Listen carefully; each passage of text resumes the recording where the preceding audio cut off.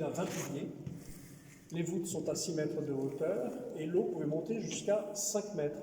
Et regardez, on voit deux ouvertures. Une première ouverture à barreaux qui est contemporaine, qui n'a pas grand intérêt. Et sur la droite, on voit cette petite ouverture rectangulaire horizontale qui est le trop-plein, la surverse de la citerne. Il faut le repérer parce qu'il va jouer un rôle dans la visite tout à l'heure. Alors ça donne donc à la citerne une contenance de 2800 mètres cubes. Alors 2800 mètres cubes, tout le monde ne voit pas très bien ce que ça représente. Sachez que pour les spécialistes, comme pour les amateurs, ça représente 28 000 hectolitres en Côte de Provence. Et là, on voit un petit peu mieux ce que ça représente. On visualise mieux. Au XVIIIe siècle, lorsqu'elle est construite, c'est la plus grande citerne d'Europe. Et elle est inscrite au monument historique. On va descendre, faites attention, on est sur une petite estrade, on va descendre une petite estrade, puis je vous invite à... La citerne, c'est ça.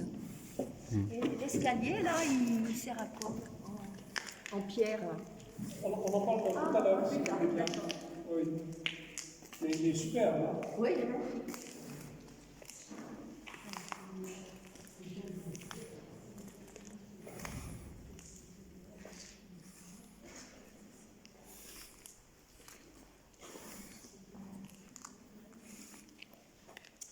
Donc là, je voulais vous montrer l'ouverture par laquelle l'eau arrive, juste en face de nous, dans le mur.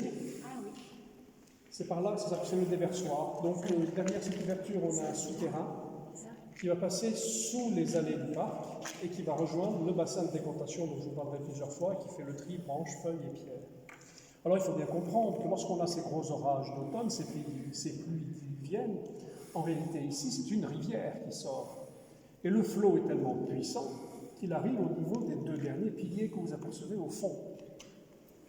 Alors il y a une chose absolument extraordinaire et surprenante, c'est pour l'arrosage. Pour l'arrosage, la famille de Laurent va exiger que sur les 7 hectares, l'arrosage soit fait à la main, uniquement à la main, et ne soit réalisé que par des femmes. C'est que c'était lourd.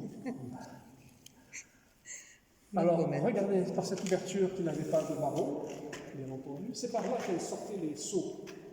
Elle remplissait les barriques, ensuite tirée par des mulets, les barriques étaient acheminées dans le parc du château, et là, elle remplissait des points d'eau, des points relais, et de ces points relais, elle puise à nouveau de l'eau et vont arroser au pied chaque arbre qui a été planté sur les 7 hectares. Ils ont tous été plantés à la même saison.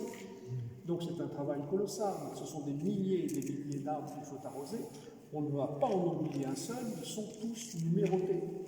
Vous verrez, à l'entrée du moulin, j'ai mis une copie du flanc du parc. Les arbres portent un numéro.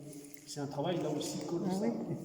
Alors, pour ce travail, elles sont nombreuses. Il y a 40 femmes qui participent à l'arrosage et elles sont payées, on le sait, 6 sols par jour. Et à l'époque, on sait, ça correspond au salaire d'une journée d'ouvrier. C'est incroyable cette histoire, parce que les Laurents sont des parlementaires. Les parlementaires connaissent les réalités économiques. Plutôt que de prendre un système de pompe qui aurait été beaucoup plus simple, beaucoup moins onéreux, ils préfèrent prendre du personnel, des femmes qu'ils vont payer et qu'ils vont payer aussi cher qu'un homme. On est au 18e, en 1750, pile au milieu. Alors qu'au 21e siècle, on essaye de le faire, on n'y est toujours pas arrivé, on est encore loin, à mon avis, d'y arriver. Au 18e, c'était absolument inconcevable. Alors en fait, je vous expliquais tout à l'heure que les travaux avaient duré 20 ans, et pendant ces 20 ans, la main-d'œuvre va affluer ici, la population va doubler, va passer à 500 habitants. Au bout de 20 ans, quand les travaux sont terminés, la population dans cette région de Haute-Provence, qui est une région difficile, le 18e, ce n'est pas une époque très simple, eh bien la population affiche le camp. On va essayer de retenir la population la plus jeune. On va donner du travail aux hommes dans la plaine agricole et les femmes travaillent ici à l'arrosage. Et parmi ces 40 femmes, la majorité est constituée par des jeunes filles pauvres qui n'ont pas un sou. Au 18e, une jeune fille pauvre qui n'a pas un sou pour se constituer une dot, même si c'est le plus joli cœur de la région, ne peut pas se marier. En leur donnant un travail rémunéré, elles peuvent, au fil des saisons, se constituer une dot et peuvent donc se marier ici à Saint-Martin et faire souche. Faire souche, c'était la volonté des Laurents, ils voulaient que les jeunes fassent souche pour repeupler les villages. Alors vous allez me dire, 5 ans d'arrosage, c'est par ça qu'il va transformer le monde. En fait, on sait que la famille de Laurent, déjà depuis le début du 18e, chaque année, toutes les années, ils vont doter une jeune fille pauvre du village afin qu'elle se marie ici, à Saint-Martin, et qu'elle fasse souche. Et comme ce sont des parlementaires, tout est écrit. On a les archives, on connaît le nom de ces femmes, et on sait que la dot était versée au mari. Alors moi, je ne me rappelle pas avoir touché quoi que ce soit, mais enfin bon, la dot était versée au mari 3 ans après le mariage, de manière à ce qu'on soit bien